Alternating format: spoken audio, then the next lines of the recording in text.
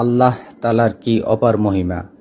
আমি আজ থেকে 1 মাস আগে একটা ভিডিও দিয়েছিলাম আমার পেজে যে আমি অনেক অসুস্থ।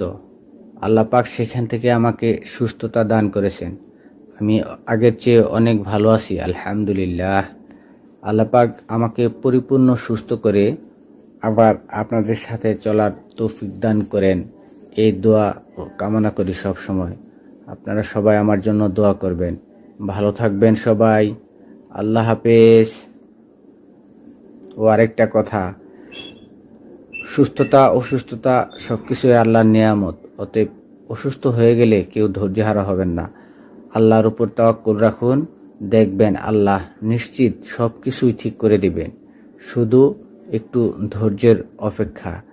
ধৈর্য ধরলেই ধৈর্যের ফল মিষ্টি হয় ইনশাআল্লাহ। আপনারা সবাই আমার জন্য দোয়া করবেন, আমিও আপনাদের জন্য দোয়া করি। ভালো থাকবেন সবাই। আল্লাহ হাফেজ।